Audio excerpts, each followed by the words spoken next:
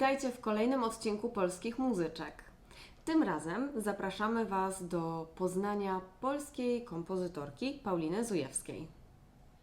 Dziękujemy, że zechciałaś przyjąć nasze zaproszenie do polskich muzyczek. I mnie nurtuje takie pytanie, które chyba wcześniejszym kompozytorom nigdy nie zadałam. Jak to w ogóle się zaczęło, że zaczęłaś komponować? Jak to się w ogóle zaczęło? Ja myślę, że byłam osobą, która od samego dzieciństwa słuchałam, miałam takie wielkie uszy na dźwięki, na barwę.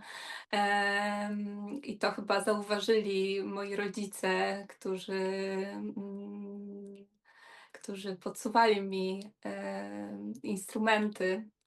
Zakochałam się w fortepianie od pierwszego usłyszenia i to było chyba takim moim marzeniem, żeby grać. I faktycznie już od początku powstawały moje własne pomysły na motywy, na piosenki, na różne utworki. Bardzo byłam z nich dumna, także to jest taki super, super początek mojej drogi i to ewoluowało razem ze szkołą muzyczną. Myślę, że też na pewno to wpłynęło to, z jakiego jestem domu. Rodzice plastycy, ojciec malarz, rzeźbiarz. Moja mama jeszcze pisała poezję, także dla mnie w takim ta sztuka była gdzieś ogromnie ważna i dla mnie kompozycja już była jak obraz, tak? Także elementy w przestrzeni dla mnie to znaczyło i myślę, że tak na wzór. Ostatnio czytałam taką książkę, właśnie dzieło muzyczne w Muzeum Wyobraźni i myślę, że muzyka na wzór tych sztuk plastycznych, którą możemy oglądać w galeriach, tak samo dzieło muzyczne jest czymś takim. Także zawsze ten głód tego, żeby tworzyć, żeby swoją wyobraźnię mm, formować w kompozycję był od zawsze. Czyli jak to było? Byłaś małą dziewczynką i już potrafiłaś zapisywać nuty, czy to, nie wiem, masz to jakby zapamiętane jako motywy w głowie? Albo właśnie, czy coś grałaś, A, powiedziałaś o fortepianie, czy coś raczej śpiewałaś, podśpiewywałaś sobie? no przede wszystkim grałam, ale tak, to były zapamiętywane, powielokroć grane rzeczy, które do tej pory pamiętam. Myślę, że to już zapisane trwale w pamięci mam. I zdarza Ale ci się wykonywać twoje utwory? zdarza mi się wykonywać. Myślę, że jako tutaj studentka myślałam, że będę tylko komponować i zostawię to wykonawcom i tak będzie wyglądać moja praca, ale po jakimś jednym utworze, to był chyba Spektrodrama, na dwóch pianistów, gdzie jeden grał partię przy klawiaturze, a drugi w środku instrumentów, na strunach, używając butelki. Skracając te struny, także tutaj rozszerzone techniki. No ja również się otworzyłam na to wykonywanie. Potem powstał zespół Improvisum, w którym tutaj bardziej się otworzyłam na improwizację i to było takie nasze studenckie laboratorium kompozycji, mogłabym to tak nazwać.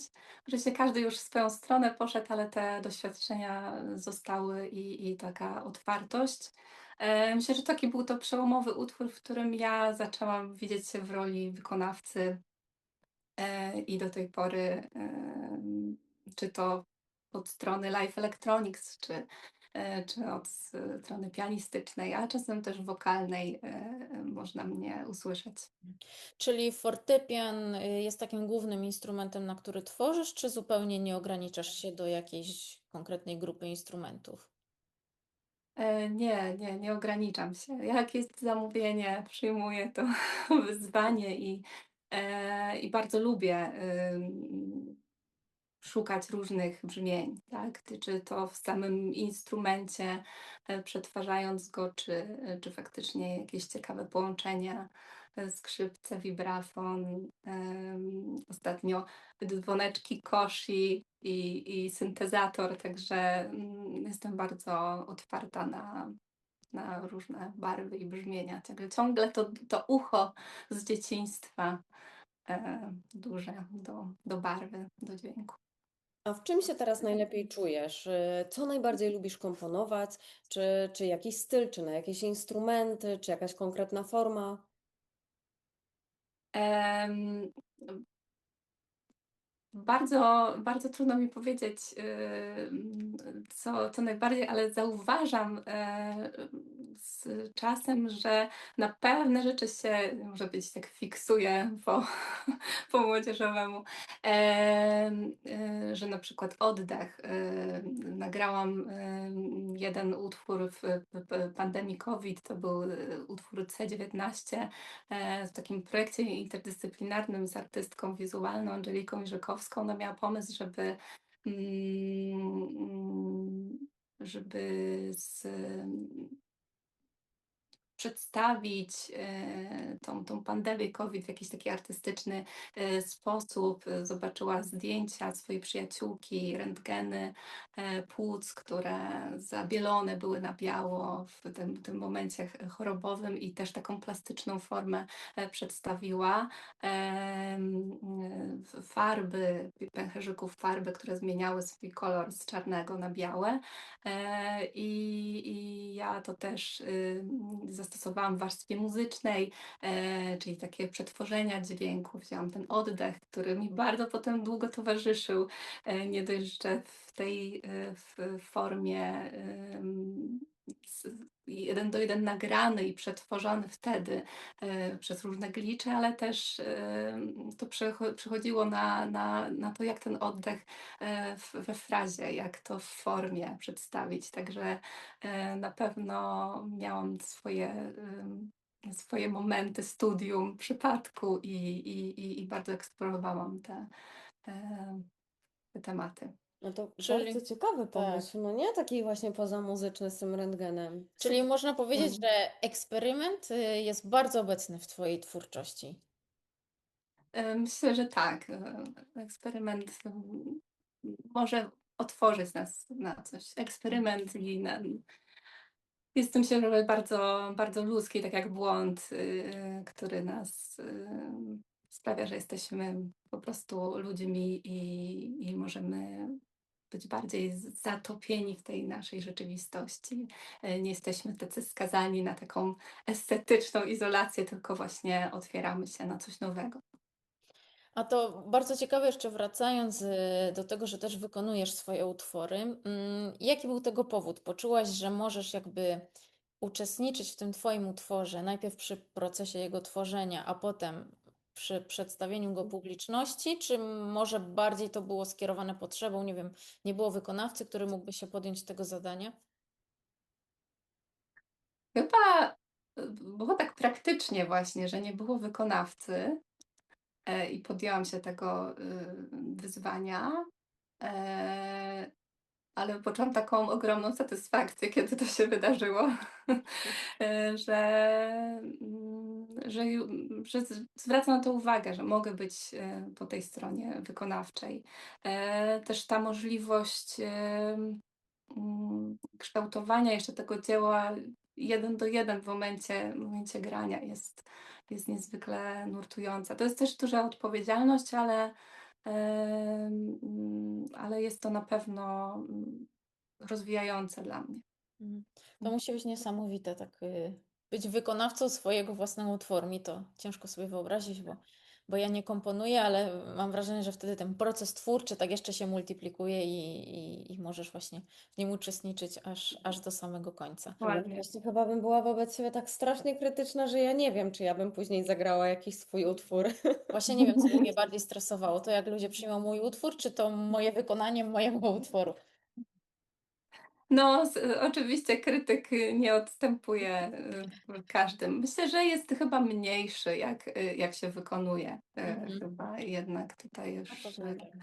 inne Jak emocje coś, to możesz dochodzą. zwalić na kompozytora, no nie? A tak to... Oczywiście. A Oczywiście. No dobra, no to jak już jesteśmy przy tym temacie właśnie tego wykonywania własnych utworów, to chciałabym Cię jeszcze zapytać o coś bardzo intrygującego, ponieważ w Twojej twórczości jest też taka, można powiedzieć, skłonność do przekraczania tego świata muzyki i wkraczania też do innych sztuk. Mhm.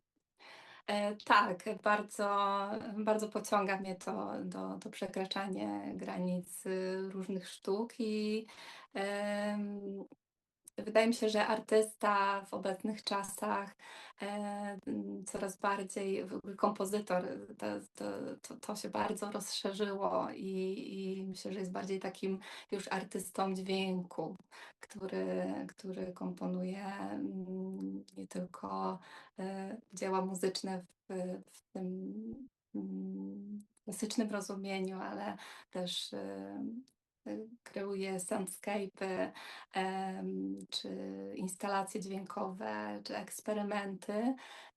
I faktycznie bardzo ostatnimi czasu dużo uwagi temu poświęcam.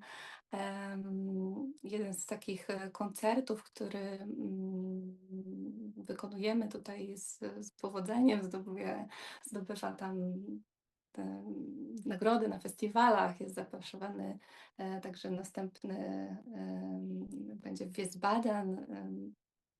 Już się nie mogę doczekać. To jest koncert audiowizualny Uszy Duszy, w którym tutaj nie tylko miałam za zadanie skomponować utwory, ale też zderzyć się z tym światem teatru, z wizją reżyserską, ze scenografią. Także to jest koncert, w którym oczywiście możemy zamknąć oczy i słuchać samych dźwięków, które są bardzo nieoczywiste. To są kryształy grane smyczkiem, grane pałeczkami, to jest woda i wszystkie instrumenty perkusyjne, które pod wpływem wody zmieniają swoje brzmienie, swoją akustykę. A to jest właśnie to zderzenie dzwoneczków koshi z syntezatorowym brzmieniem. Także można oczywiście, tak jak mówiłam, zamknąć oczy, słuchać muzyki, ale bez tego właśnie wizualnego aspektu tracimy bardzo dużo. I, i jest to takie przenikanie, gdzie te sztuki jakby łączą się ze sobą, inspirują się wzajemnie, natomiast w oderwaniu też są osobnym dziełem i jest to jak najbardziej fascynujące spotkanie i zapraszam na te koncerty. To wszystko brzmi niezwykle ciekawie, także myślę, że nie pozostaje nam nic innego, jak tylko zaprosić naszych słuchaczy do zapoznania się z Twoją muzyką i też w miarę możliwości uczestnictwa w tych koncertach na żywo, bo to, co opowiadasz, bardzo rozbudza moją wyobraźnię i bardzo Moją też, też. też bym chciała Dziękuję. móc przeżyć, tak? Bo to nawet już nie Mhm. wysłuchać tej muzyki, tylko to jest takie bardzo synkretyczne przeżycie. Bardzo byśmy chciały kontynuować tę rozmowę, ale też mamy tutaj ograniczenia czasowe i myślę, że właśnie te połączone sztuki dają nieskończone możliwości mówienia o nich. A na dzisiaj bardzo Ci dziękujemy. Dziękujemy za udział w tym cyklu Polskie Muzyczki i myślę, że nasi słuchacze pozostają z tym słowem eksperyment w muzyce i że pociągnie nas dalej do zapoznania się z tą fascynującą muzyką. To życzymy Bardzo, Tobie bardzo wszystkiego dziękuję. dobrego i znakomitych inspiracji. No i zachęcamy do posłuchania Twojej muzyki.